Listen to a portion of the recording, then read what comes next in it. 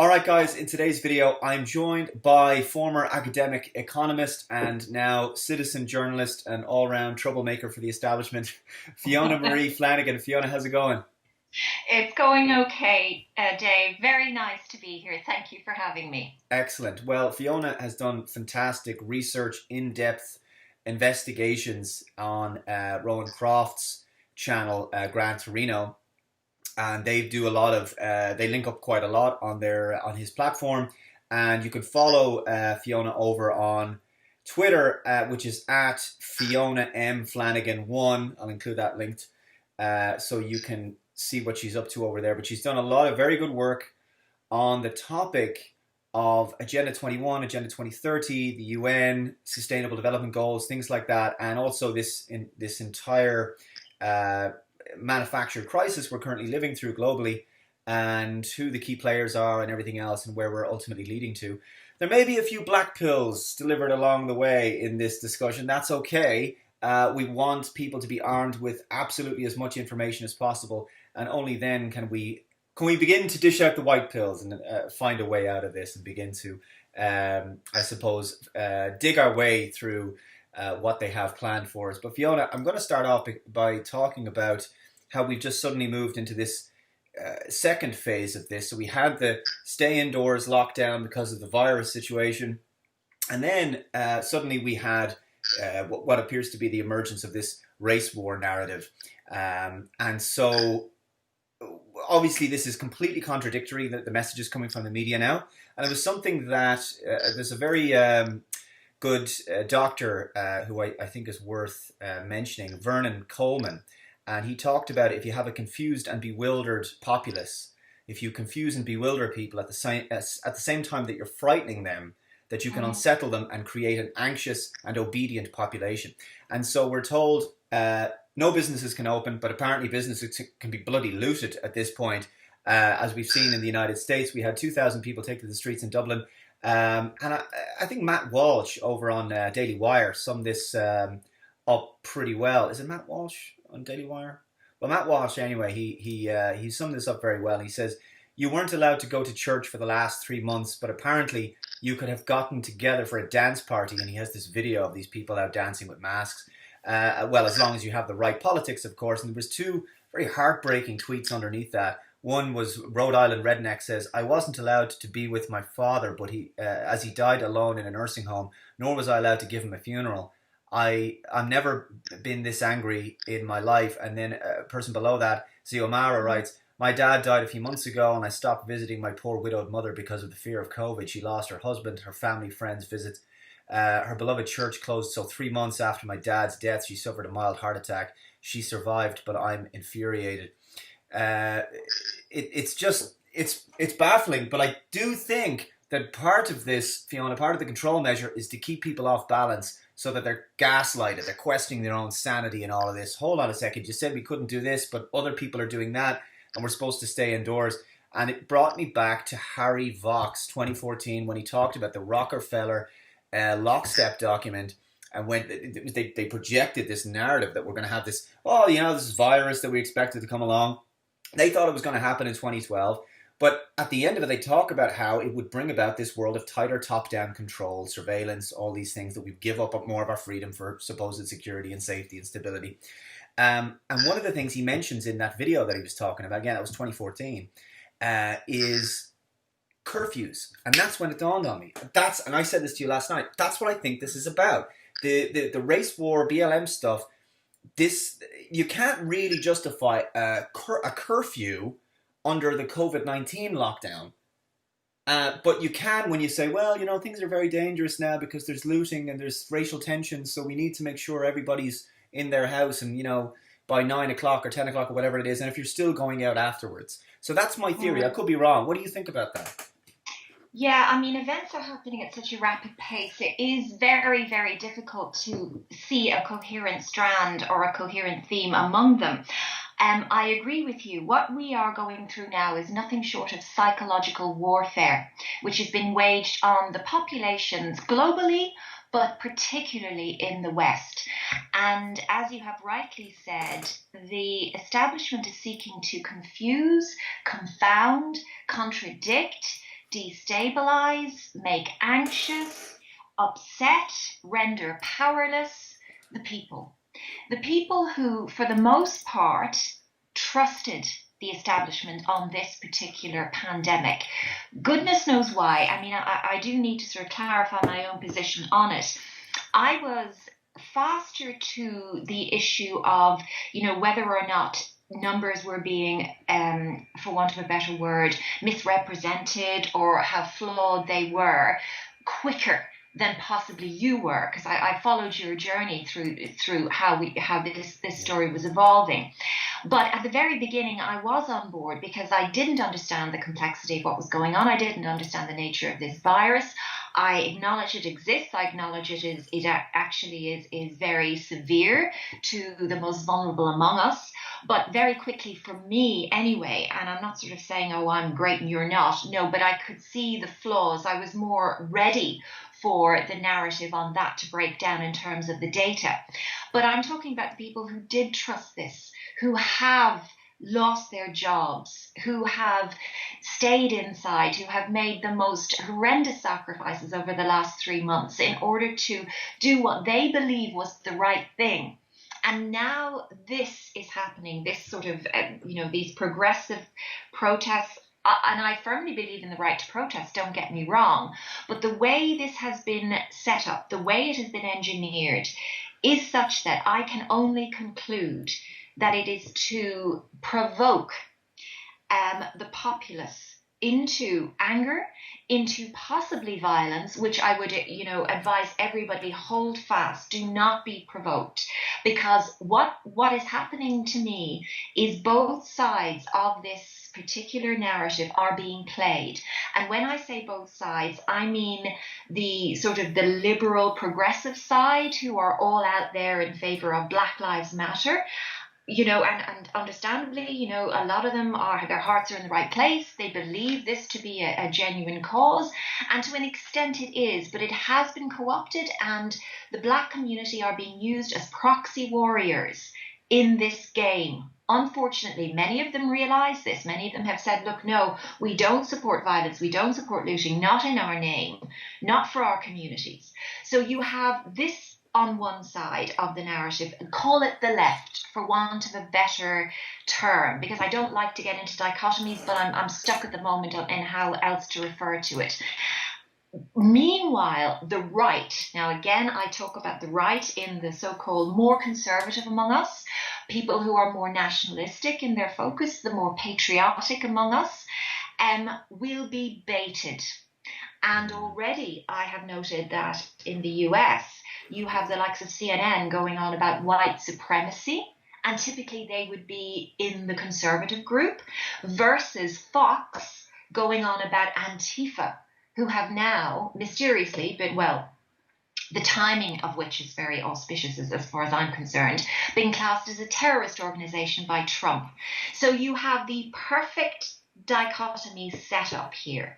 And if enough tensions and enough inconsistencies and enough injustices are invoked and perpetrated upon the populace, you're going to get a social cataclysm. And this is what I fear. This is what I genuinely fear is being set up.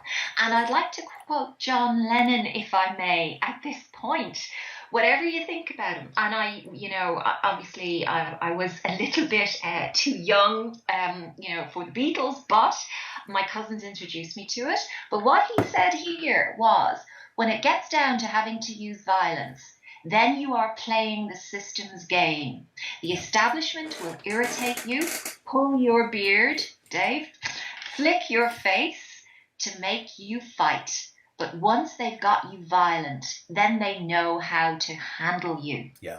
So my biggest fear is, like you have said, that we are being provoked into violence, looting, and worse.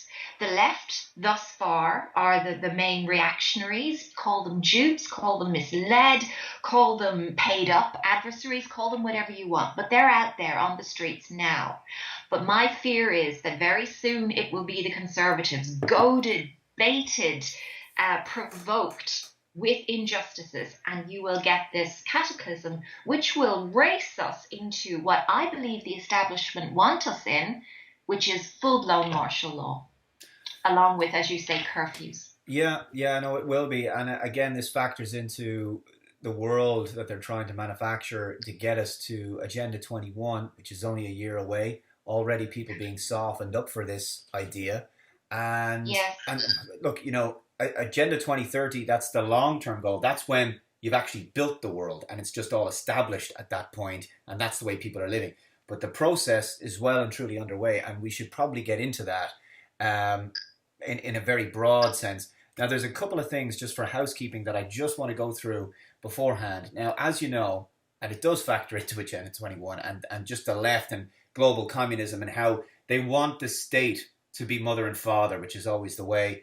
There's been a couple of articles, and I don't know how far this narrative is actually going to go, but there was one from, and you've probably seen this, I think you may have done, opendemocracy.net. No prizes for guessing who funds that. The coronavirus crisis shows it's time to abolish the family.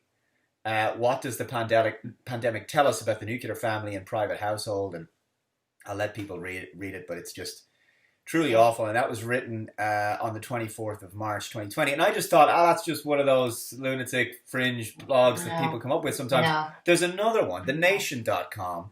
And this was only 2 days ago, the 3rd of June. It says, COVID-19 is straining the concept of the family. Let's break it, right? Let's break it. The care and love we extend to one another can no longer be confined to house-sized pockets. Again, giving up individual rights for the collective rights, and likewise breaking the family because you're an atomized individual, and so therefore you are protected by, you're actually just part of this massive group, and that group is then controlled by the state. But ultimately, we're all, you know, in other words, you've no other human being that you're not supposed to have another human being that you can rely on, right?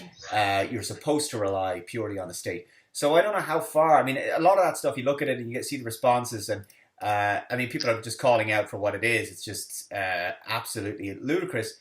But nevertheless, they are starting to move people into a state of distrusting their family, distrusting their neighbors, whatever it might be, because you don't know, you could get somebody infected or whatever it might be. And of course, this has been so unbelievably divisive as it is. The Spectator actually, if you have a comment on that before I move on to the next thing. It doesn't surprise me one bit for you to refer to those two articles, because many of your viewers will be aware as well that the attack on the family has been relentless, especially in recent years.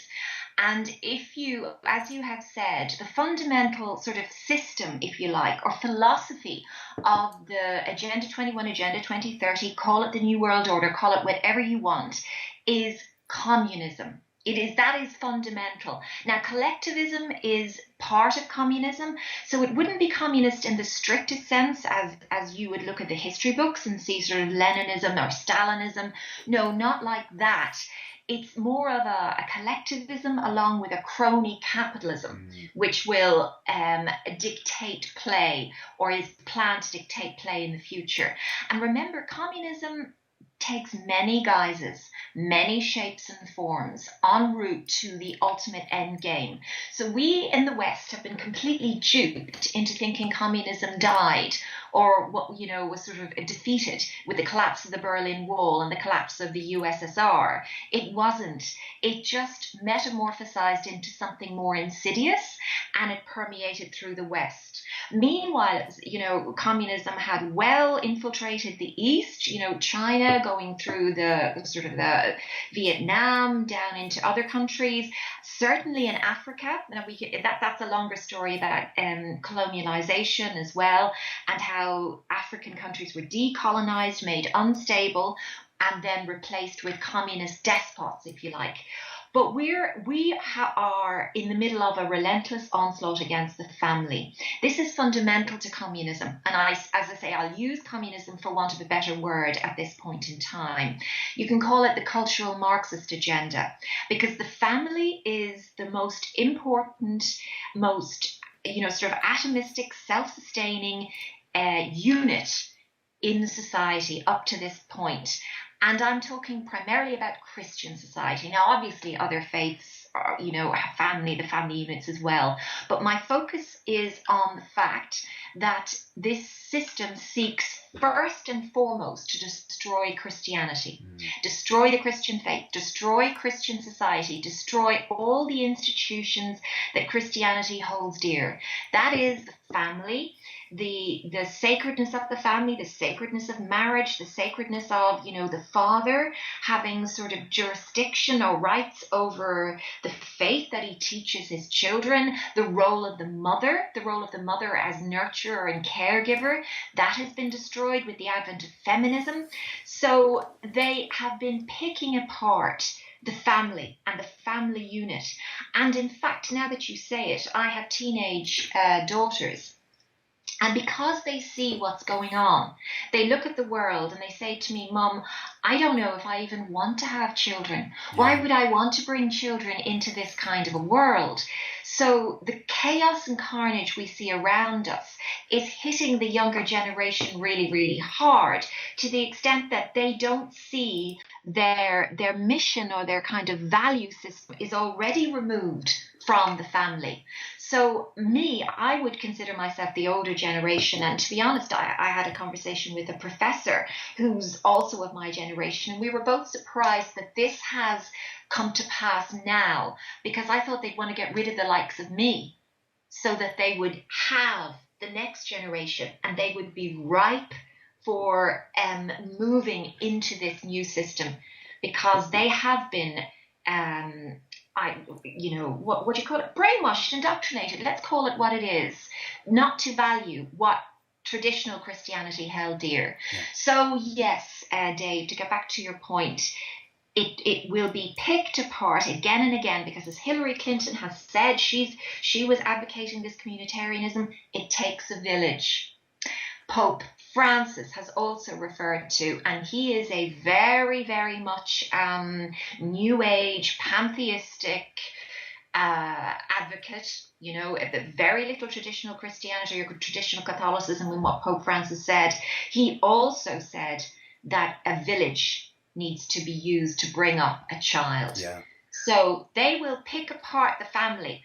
And already, do you really need, do you need a traditional mum and dad to give birth to a child anymore? We've seen this in the redefinition of the family in our constitution, that it wasn't just that they brought in gay marriage, but they actually redefined the concept of marriage itself.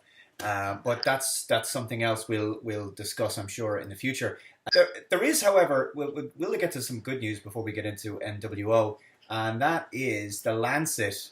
It's actually, you know what, it would be kind of humorous if it wasn't for the fact that the consequences of holding back on hydroxychloroquine and what's been done, it has been so damaging.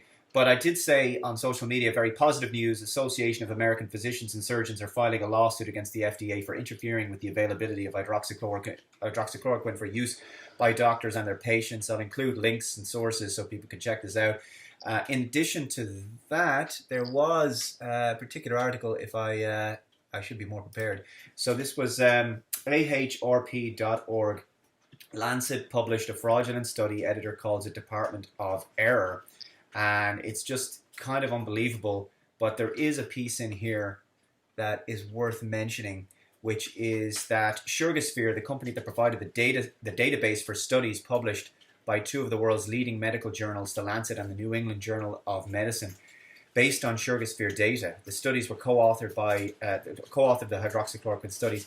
Sugarsphere employees have little or no data or scientific background, it says. An employee listed as a science editor appears to be a science fiction author and fantasy artist. Another employee listed as a marketing executive is an adult model and events hostess. Until Monday, the Get in Touch link on Sugarsphere's homepage directed to a WordPress template for a cryptocurrency website, raising questions about how hospitals could easily contact the company to join its database. It just goes on, but what's happened, and I don't know whether this is just to save face, the hailstones coming down out here, but what's happened, and Zero Hedge has this article, is that the World Health Organization says that they will resume hydroxychloroquine trials after Lancet cautions over dodgy study.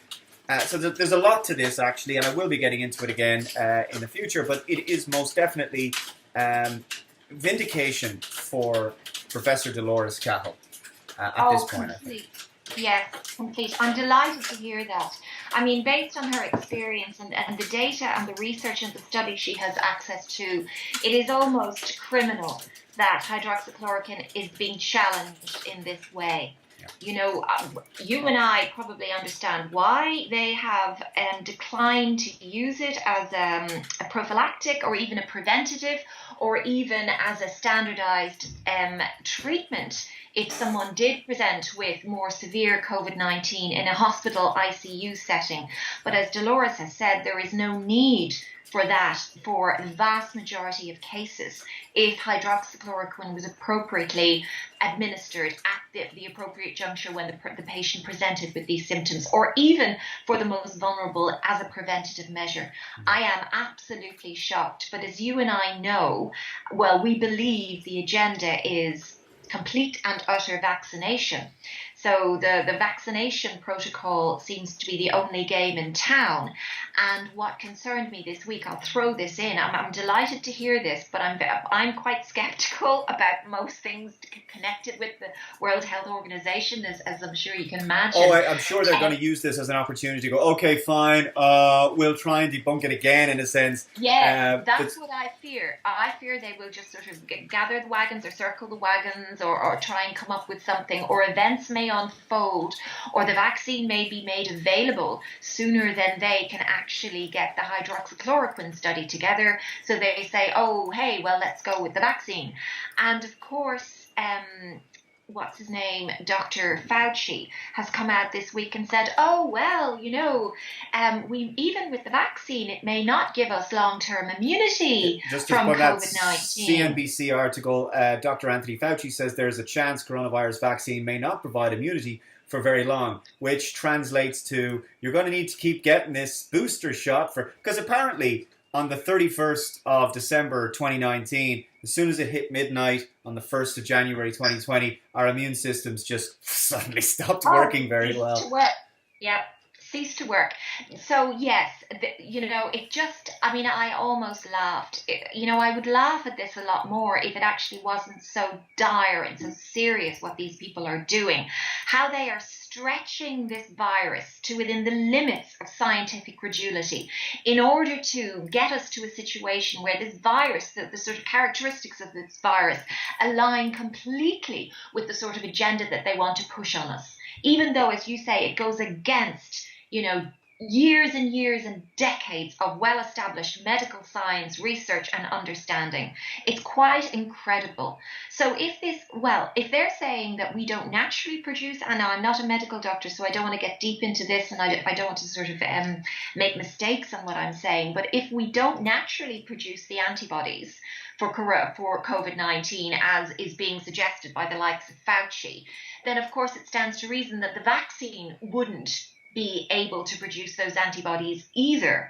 So then you get back to square one. Why would you advocate vaccination at all? Well, as well as that, why would you want a vaccine that was going to be made in such a short period of time? Vaccines take at least a decade in order for them to pass through the various clinical trials and everything else. It was something that Justin Barrett said on his. He did a very good 43-minute. Discussion on this. Yeah, I heard that. Yeah, he was talking about it's effectively a global clinical trial on the population. Is this what they're suggesting? You can't warp speed a vaccine, and more to the point, we know that it's impractical to try to make one for a coronavirus in the same way as you can't cure the common cold. So people have forgotten. Like they've said, Dolores Cahill came out and said you've got immunity for life, and actually I was taken in by the nonsense as well that people have. As if we'd forgotten this fact that when you get a virus and you overcome it, you're immune for life. Yeah, you can get the flu again, and you can get it, but it's a different flu. It's not the same one. Yeah. So this should have been something that we shouldn't have forgotten, and it was like, oh yeah, it just made so much sense when she said it. So in a way, we're walking. I think what they're counting on, Fiona, is just collective ignorance and just a dumbing down of the intellect so that we're just so fearful that we just don't even, the population just becomes stupid. Like, well, of course we have to take the vaccine because, do you even know why? Do you know what's in it? Do you know who's behind it? If you have to take a vaccine for something that only kills to the same fatality rate or close enough to the fatality rate of the seasonal influenza, which is what the new studies have shown us, then you're kind of going, why would you take it? Right? Why would everybody have to take it? And they're talking about effectively saying, as they did in the pledging, the EU pledging roundtable they did with all of the world leaders. They said, "Leave no one behind" is the phrase, which is another way of saying mandatory. Yes, yes. Or in the communitarian style, they will punish the majority if the minority decline. Yeah. So you know how Holohan has come out and said today, or my understanding is, based on the protests we had in Dublin, which, violated every sort of lockdown guideline or rule, whatever you want to call them. Our sort of, what's his name, chief medical officer comes out and says, well, if people start to get COVID-19 as a result of this violation of the lockdown, you're all locked down again. The whole community, the whole country will go into lockdown again. So again, this is the punishing the many for the few, but again, what it will also be on the flip side is it will make the few, if they don't take the virus, be society's parasite, or the sort of if they don't take the vaccine. On them. Sorry, if they don't take the vaccine. The vaccine. Exactly. And so it'll be a case, and I think this is what you'll see as the months go on. It'll be like the economy is crashed and everyone's out of work and we're running out of money, we're running out of welfare. What do we do? And this is what the media will run with, and they'll bring on the talking heads, and then they'll say, well, we're working very hard and these companies are going to have the vaccine, we should have this, and you'll see this ratcheting up, and then it'll be like, okay, we've got the vaccine, we've got to make sure that everybody gets it because our tourist industry's collapsed and people need to be able to come in and out and have free movement, and businesses need to be able to come in and out of it. All these big pharma companies and enterprise needs to be able to have free movement of people. And it'll just be a case of we can't continue unless everybody. They use the word solidarity, right? The word solidarity means groupthink. It'll be brotherhood. It'll be oneness. It'll be togetherness. It'll be all these new age collectivism nonsense that we'll all be suckered into. And this sort of leads back to where we are now. In fact, the sort of the possibility or the potential curfew that may be in our very near future as a result of, violence or riots. We have to see how it plays out in Ireland. We can't say for sure how far they're going to push this. But what I believe, because there is a lot of pushback against this vaccine, and there are actually people, if you even go into Bill Gates' threads, or if you look on some newspapers, when they put up talks about the vaccine, and you go into the comments. I do that just to see what the public opinion is, trolls and agents notwithstanding. I get the sense that there is a pushback against this to a certain extent. So what may have to happen is, to get us to accept it, they will have to reduce us to a situation of complete desperation. Where we have food shortages, where we are potentially under curfew, where we are potentially under martial law, where, the situation, and I don't wish to be too despairing or, playing bad news, but we really got to factor in all possibilities here. You got to know, this is no game playing. They are pushing ahead for their new system. And my take is that they are deranged enough to do anything to get us to the point of complete submission. Well, we would be remiss if we didn't actually notify the public of emerging narratives, whether it was around calls for cashless society, which has been ratcheted up over the last while, the new norm, all these things. But we will, maybe that's a good lead in to the New World Order and the research that you've done, Fiona, because I've got a lot of articles now building up more and more about, so one, for example, Bloomberg, every single worker has COVID at one US farm on eve of harvest. I've got another one here from foodsafetynews.com. From meat to fruits and vegetables, the fight to prevent food shortages moves on. That's from May 22nd. PBS.org had a piece there, May 3rd, which was meat plant closures trickle down to grain production. There was another one, which was from Bullet Line, which is from the 3rd of June, since a few days ago, stem cell artificial meat market to witness huge growth by 2025. Wow. So some type of food is declining, and another type of food, which is not real food, I wouldn't touch it with a barge pole. But this is why we've been seeing the same focusing on leading players are Beyond Meat, Impossible Foods, Memphis Meats, Boca Foods, Kellogg's, Morningstar, and then the other article I had, which was RTE, close to home here now. Why has the meat industry been hit so hard by COVID-19? Let me think. I can think of a video where Bill Gates was talking about how he was going to make so much money out of his artificial lab-grown meat. Lab-produced meat, yes. I mean, yeah. This is how you get bugs on the menu, by the way. The last few years, we've been seeing articles. I've covered this extensively last year, which is the ratcheting up of, you know, it was under climate change, because all these things are interconnected. And they said, could the coffee is now kicking in, Fiona. The mouth is going faster than the brain. I'm just saying words. They were saying things like, could bugs be the future to reducing our carbon footprint because to reduce farming and animals and that kind of thing. And so they talked about bug patties and bug burgers and everything else. And then also plant-based, which is just loaded with soy. You don't want to touch that, especially if you're a man. And then, of course, then the other one, which is the lab-grown stuff, which is absolutely grotesque. So yes, he who controls the food supply, and of course, all you got to do is create this artificial crisis where, well, the food plants have got to close, and then, of course, Amazon doesn't. The big factories and warehouses from these companies, no, they're actually doing really well through this. Amazon are hiring. You know, this is, so if you have any money at all, or if you're looking to invest it, just think about those companies. There are certain companies of strategic importance to the what you call it, the New World Order, Agenda 21. They're actually doing quite well, which is really remarkable.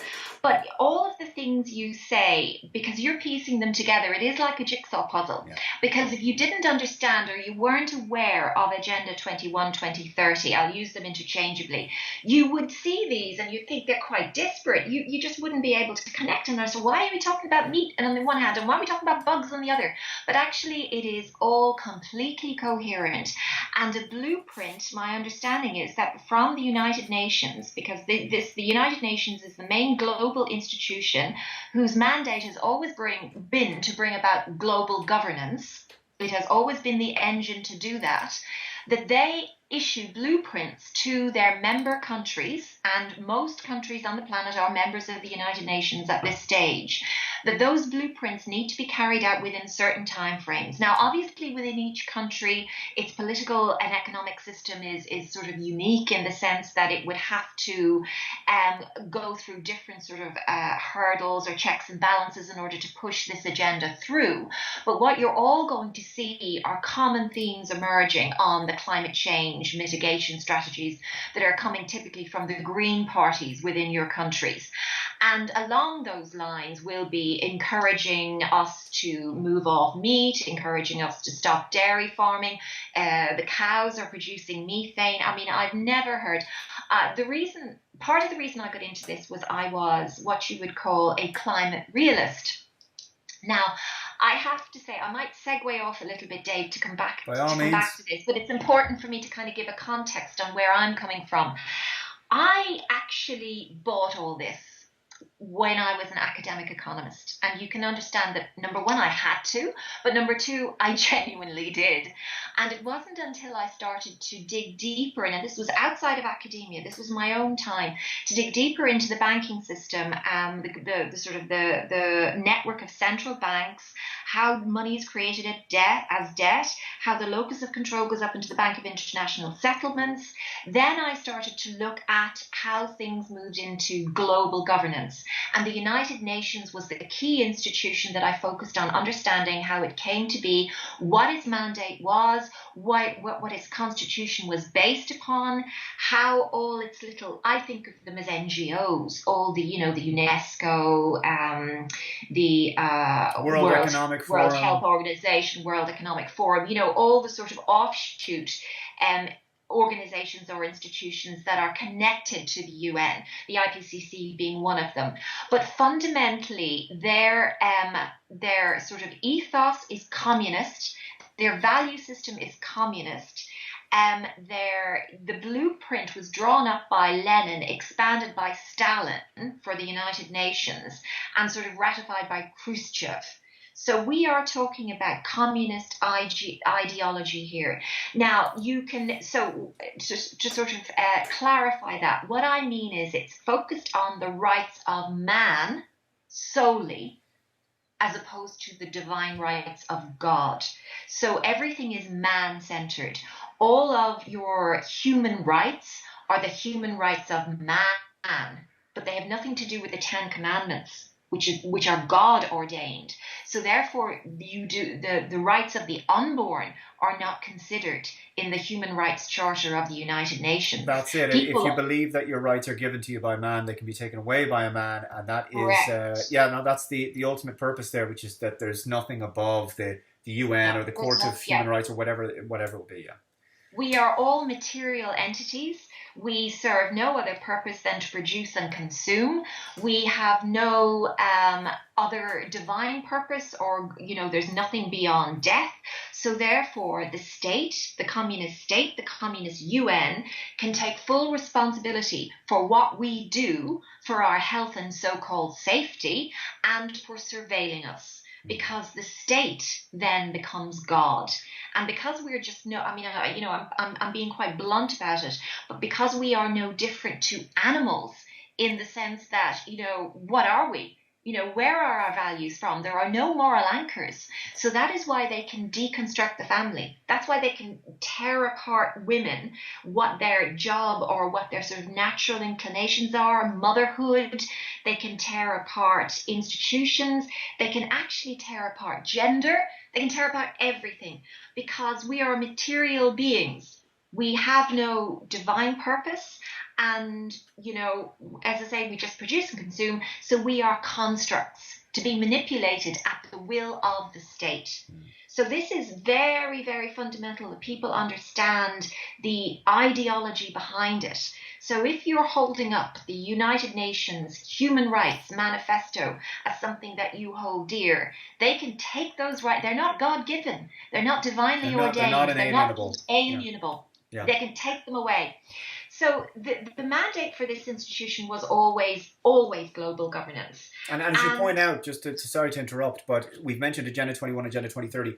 It now mostly that those terms, they do mention the word 2030, but those terms have become so conspiracy theory. They started to carry a bit of baggage that they changed them to sustainable development goals. Sure, it's nonsense. I mean, okay, up until the point, the United Nations, its mandate has been to produce world government through war. Okay, so it's war is peace, freedom is slavery. Just think of all those mantras and you'll get where I'm coming from. But in recent decades, what the UN has done through its various institutions, it has searched for a common enemy against which we can unite. And if I could quote to you, because it's very important to give you the flavor, because this leads us into the climate agenda, which now leads us into this virus mitigation strategy, because they all converge to the one solution, which is ultimately Agenda 21, Sustainable Development Goals. So way back in the first global revolution, the Club of Rome, which was constructed by the United Nations, it was a kind of a crisis management group. And their mandate was, and I quote, "In searching for a common enemy against whom we can unite, we came up with the idea that pollution, the threat of global warming, water shortages, famine, and the like would fit the bill.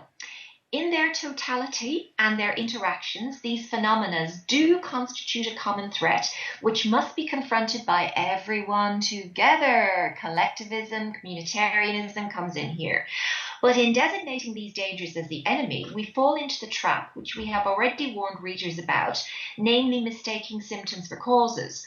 All these dangers are caused by human intervention in natural processes. And it is only through changed attitudes and behavior that they can be overcome. The real enemy then is humanity itself.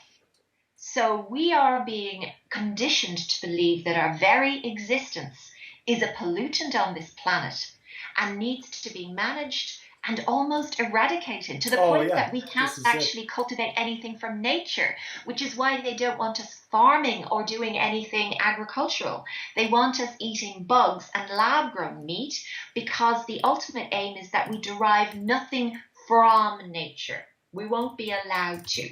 So, in designating ourselves as the enemy, you can understand why policies such as social distancing, such as mask wearing, and all the sort of, irrational responses to COVID-19 all align with the fact of pushing humanity further apart and depriving us of our humanity, because we are the enemy.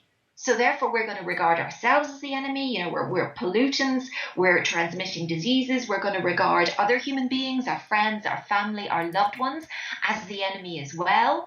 We are being encouraged to continue as atomistic, materialistic agents of consumption. Well, And when that's you it. mentioned that we see ourselves as animals, I've said this before, that it's as if other human beings are seen as like feral animals, like a rat or something, that you wouldn't go pet a rat, would you? So that's why you should stay away from other people, because they could be disease ridden just like you. We are, after all, just beasts. And that's what they effectively want to reduce us to.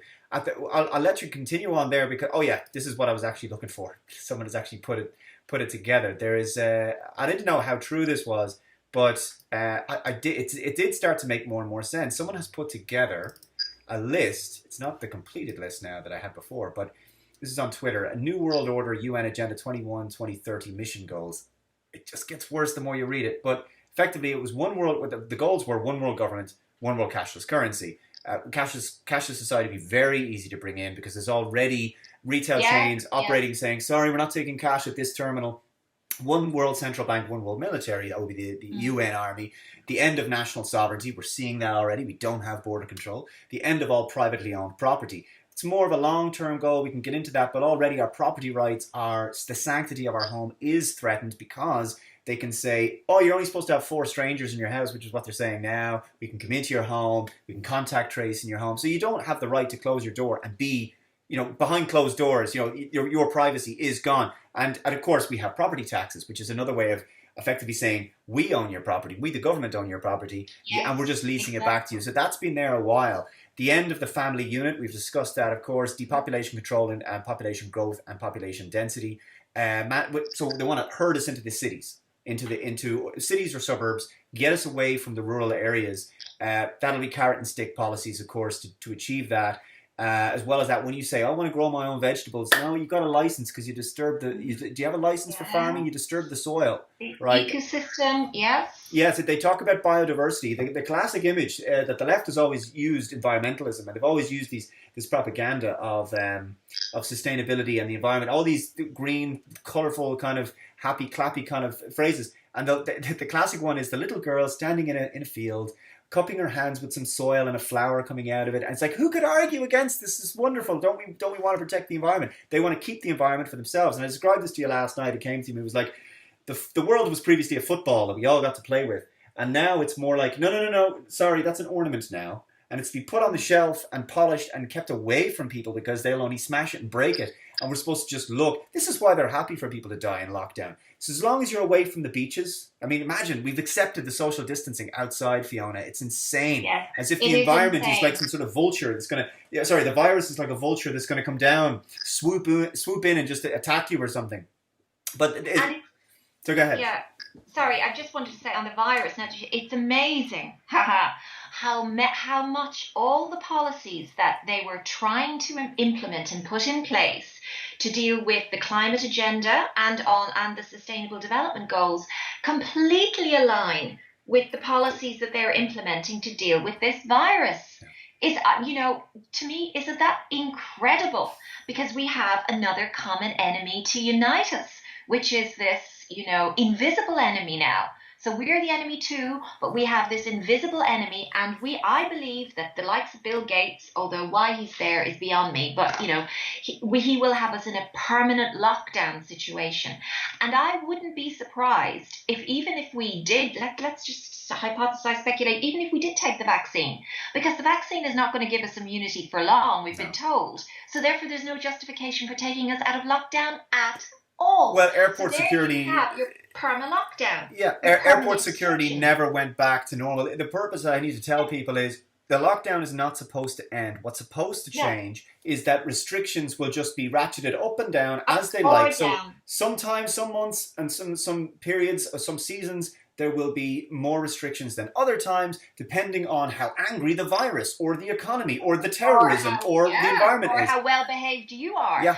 And I just want to put out my take on the measures. Now, I don't know, just some of your listeners in different countries have different parameters that they've been given. But I wondered, where did they get the 2 kilometres and the 5 kilometres from? Because obviously we were only allowed out of our houses once a day, unless it was anyway, you know the drill. And first we were restricted to 2 kilometres, and then it was sort of relaxed to 5. And I was thinking, why these numbers? Where have they come from? Where have they plucked them from? And then it dawned on me, and I have to give credit to someone on a Twitter feed who put this thought in my mind. When they have us all in our urban habitation zones, all driving, if we are lucky enough to own any, our electric vehicles, then they will be set to 2 kilometre and 5 kilometre radius restrictions. So I believe what they've been in effect getting us used to is living and existing and subsisting within those boundaries, because fundamentally that's what will happen to us. We won't have access to the beaches. We won't have access to the natural world or the natural wonders or the natural environment around us. You can see that in the US, they have a map already of what will be restricted and what won't. Ireland just possibly hasn't got one yet, or if it has, it's not showing it to us. Well, in a sense, we already have. I covered this in the video I did about the emerging prison planet, which mentioned the zoning. The zoning system for planning and for getting a mortgage down the country. There are certain zones in rural areas where you just the banks won't lend you there. The money. So it's to try to get people away from trying to buy a house down the country. Yeah. Yeah. So I mean, there is a hypothesis. There's a theory for you, and on the one hand, on the 2K and the 5K, and also I do believe, the more I read, for what my opinion is worth to you, that the 6 feet social distancing is to facilitate more effective mass surveillance on us. That's just, again, my view. A lot of people come back and say, oh no, it's so sophisticated, they don't need you to be apart from other people in order to track you. But I say they're going to make it, this, us being apart from each other makes it much easier. As well as the fact that it stops us engaging and, having proper human relations. And of course it makes us sicker because we aren't trading useful, healthy bacteria and diseases the way we normally would. I just want to pass just a couple more things. So the mandatory multiple vaccines is on the agenda. Universal basic income. A couple of countries have already talked about this: Canada, Spain, and so forth. Microchip society for purchasing, travel, tracking, and controlling. So your beast system. Implementation of a world social credit system like China. Again, Rockefeller praises China in that document. They're near hermetic sealing off of the country. That's precisely what happened during this crisis. Oh yeah. China is the model. You've said it, I'm sure. It is indeed. Of where we're heading. Trillions of appliances hooked into 5G monitoring systems, Internet of Things. Now, when I did that video on the emerging prison planet, I included a clip from the Wall Street Journal, and there was it was one particular Chinese city where the people are just tagged and traced and checked, and the police check your phone on a daily basis, several times a day. You're going through metal detectors, scanners, body scanners, and life outside is a nuisance. That's what they want to do. So they want to make our lives dangerous because there's race war and there's violence. They want to make it painful because there's sure, look, you have to queue for everything. You have to queue for going to the Aldi or the Tesco or going to Woody's. You have to queue for going anywhere, to any shop or any public building. Then you have to use your app, of course. We know V Health are working on that. So you're going to check whether you're healthy. You'll get a green for a pass and all this kind of stuff. So you're constantly going to be checked. And what one Chinese man said, and this was 2017, he said that it makes me not want to go out. I just want to stay in. And that's the other thing. We become producers of big data because we're online all the time. They learn more about us, and our engagement, our communication, our socializing, if you could call it that, our purchasing and our working and all of our communication, it's all done online. So therefore, we just become literal cogs in an internet machine, and we're away from being outside. There's just a couple of other things. Government-raised children, we talked about that as well. Government-owned and controlled schools, colleges and universities. You and I discussed this before. I mentioned in a previous video, the guidance that's going out for schools is disturbing in Canada about how the kids will have to sit down all day. They're treated like they're prisoners, walked around the schoolyard. They can't share anything like crayons or whatever. They can't do anything like that. The end of private transportation, owning cars, etc. All businesses owned by government corporations. Precisely what we're doing. We're destroying SME. All small businesses, you're toast. Why? Well, you want to go to a hair salon. Eventually, that'll just be a big chain. All your small coffee shops, that'll just be the big chains.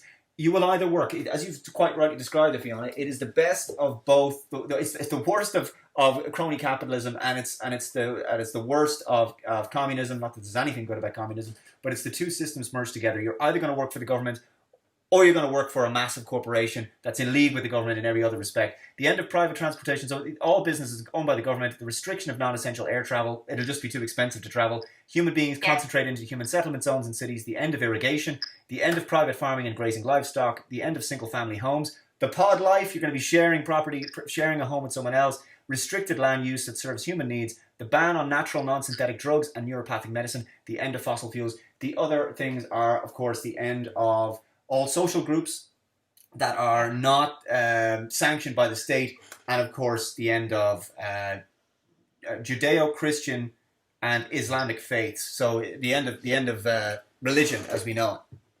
Well, they will. My understanding is because there are three prongs to this agenda, and obviously we're talking mainly about the economic. And there's also the political side, but one world governance. And we can sort of debate between us how it would come into effect in our own individual countries. My take on it is that we would have more of a mayoral system. In other words, we would have regional mayors, as opposed to necessarily even needing a Taoiseach or a prime minister. So my view is that the likes of Leo Varadkar or any government needing to be in power, their days are numbered, because if we move into this system, they're actually not needed. All we need are chief medical officers, chief technology officers. We just need the technocrats kind of giving us orders at the top in the country, and we just need local communities carrying out the orders. So we have the likes of a mayor, because do you remember that lovely mayor in Chicago? What's her name? I can't remember. Lightfoot or I don't know. But I actually have it, but yeah, carry on. I'll get it for you. She stood up there and she said, "We will cite you, we will arrest you, we will fine you, we will." And also in another interview she gave, she used the phrase New World Order. This is Lori Lightfoot, she's the Chicago mayor. She just defended her. What was the article? I have it for the Daily Mail here. But she said that she would have people who have full allegiance to the New World Order. I have the clip. So she says Chicago Mayor Lori Lightfoot, who told City that getting your roots done is not essential amid lockdown, defends her decision to have one saying she needed because she's in the public eye, so she went out and got a haircut. Go find it. She said it because I took note, and I thought, excuse me, that's when I thought to myself, gosh, actually, she would be, that sort of person would be the typical person to run a district or run a region.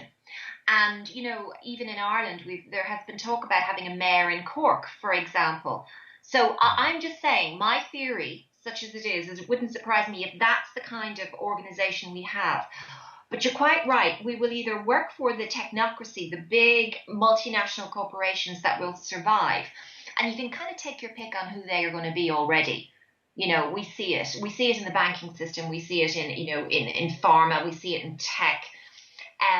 So yes, they will still exist and subsist. Airlines, such as they are needed, I don't know how they're going to evolve. But then you will have governance, and I call it governance as opposed to government because we've global government. But the rest of us won't have jobs because AI is going to take over most of what we do anyway. That's the fourth industrial revolution. 80% of jobs will be automated. Yeah. So the reason we will be sitting in our pods, in our shared pods, with getting universal basic income, which will barely afford us a calorific content, because I heard if you go on to, I don't know, have any of you gone on to the World Economic Forum? And I don't even think you need to log in or sign in now, but I signed in, and it takes you to that web, that spider's web of planning that went live very shortly after COVID-19 was declared a pandemic. Absolutely incredible level of detail. And my understanding is that was 50 years in being put together, because it's a live system. So it's been constantly updated now. But a person who was discussing it with us, I think her name is Celeste Solum, and she was saying that in the end, our government, such as they are, will allocate us a calorie content. So we will, based upon our weight, because obviously at that stage we will be AI'd, we will have hydrogel sensors in our bodies that will be able to pick up on our heart rate, our cholesterol, be able to understand our blood composition, be able to report that to apps. Then we will be alerted, oh, you need to retake your medicine, oh, your temperature's a bit high, oh, you need to go home and quarantine, etc. So she was saying that based upon all these biometric data and other health data that will be gatherable because of artificial intelligence and how technology is moving, we will get calories allocated to us. And you can be sure that we will be calorie deficient. They'll make sure that we're basically malnourished. Correct. That's what she said now. And because I knew that that's what the plan would be based upon the Sustainable Development Goals. But naturally, I agree with you. This is our hypothesis, that we would be deficient, because they would be allocating us protein, carbohydrates, and we would have that constituted insect protein or that lab-generated protein. And that's what we would have to use our universal basic income to pay for. We will not be able to afford healthcare the way we understand it now. Yeah. Everything would be online AI in any case. So access to a GP, the way we see now, will not be available to us in the future.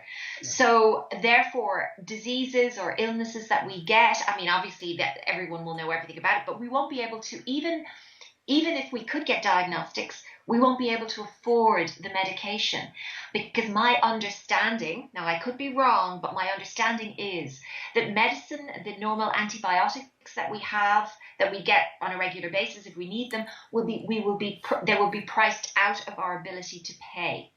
So this is a very dystopian, horrifying black pill that we're painting. But as you said, we've got to be honest.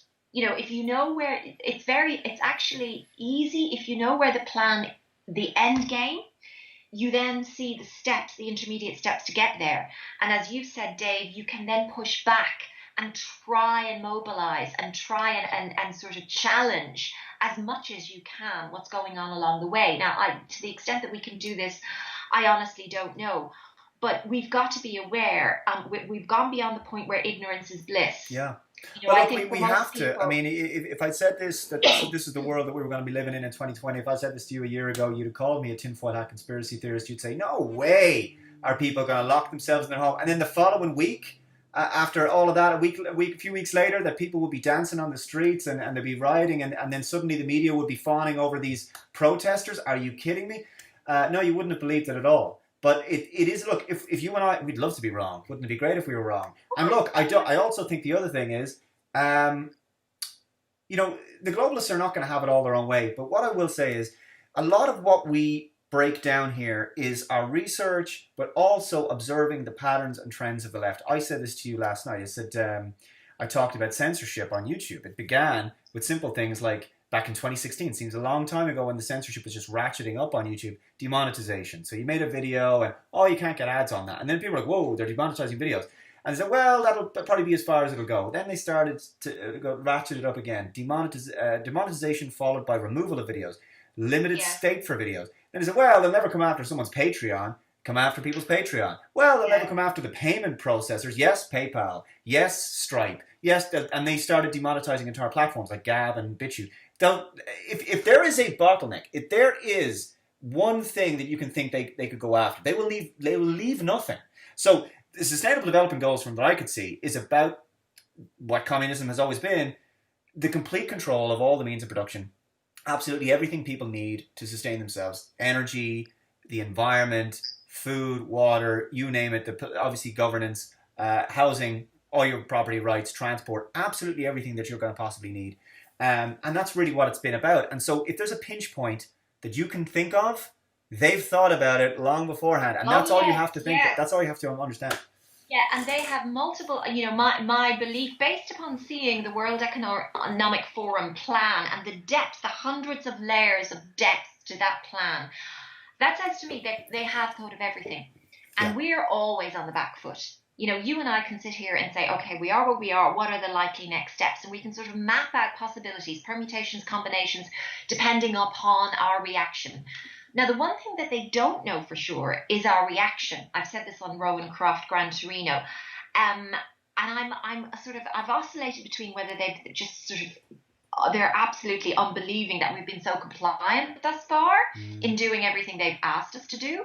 And on the other hand, when the COVID-19 story was unraveling in terms of its fatality rates, when, mainstream, the CDC, everyone was it was very, very difficult to deny the way deaths were allocated, etc. So my contention was, gosh, is the COVID story unraveling?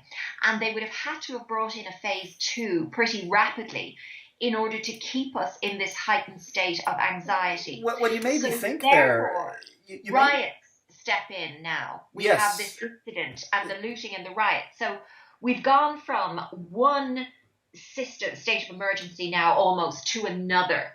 And the end outcome is the same. I agree, curfew, martial law. That's what they want.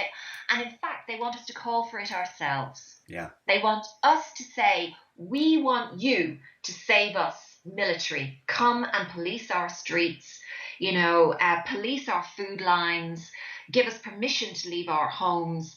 That's what they want us to do. And I need to read this to you now because it's just come to my mind. Well, I do, before you read that, I do think that this is why Trump is being walked into a trap, because now they're saying, when are you going to bring out the riot police? Come on, when are you going to bring them out? In other words, Trump is the one who did all the bad stuff then afterwards. It's going to lead up to November, of course. Yeah. So, but go ahead and read that. You and I have sort of discussed. I applaud Trump when he does anything good, pro-life position, etc. But he's not the savior. Please, my view is every single president is being played. Trump is no different, whether he realizes it or not. Who knows the extent to which he realizes what's going on? But it is a theater. They are false dichotomies. Now, to the quote here, which is absolutely remarkable. There was a Canadian naval officer called Commander William Carr, and he said around 1957, now he understood the United Nations as it had just been formed in 1945, the mandate, etc. He said this: we will know the hour of our subjugation has arrived when the President of the US and the Prime Minister in Canada declare a state of emergency and set up a military dictatorship on the pretense that such action is necessary to protect people from communist aggression. Read Antifa, whatever you want. The communist parties in both our countries, because he was Canadian, are being contained because they are intended to be used to bring about the state of emergency. When the communists, read all these militant groups, are ordered to revolt, they will be allowed to run wild as they were in Russia. Then the agents of governance, whatever you want to call them, cabal, oligarchs, whatever your name is, will appear and take over control under the pretense that they are the saviors of the people. Yeah. I was absolutely, it's amazing because of this gentleman's understanding of communism, how it was operating, how it was infiltrating, how agents of subversion, because communism means revolution fundamentally. Karl Marx advocated a revolution of terror. Now, there are many ways to bring about revolution. It doesn't have to be by the guillotine. And in this case, at the moment, it isn't. It's agitation. It's fomenting wars and disharmony, civil unrest, all of the things that are happening now. So I just say to you, be very cognizant that this communist agents of aggression, they happened in the province of Quebec. If you go to Amazing Polly, she has explained what happened in her past and how she was an Anglo and how difficult it was for them there at that time. I was fascinated to listen to her story. But this is a tried and tested method of destabilization. Yeah. Hashtag just saying. And look, it seems to be incredibly effective thus far. We haven't learned anything from history, that inevitably people are always coerced through fake crisis to sacrifice freedom for security, and the people who tell us that they have all the answers. I mean, I can't understand it.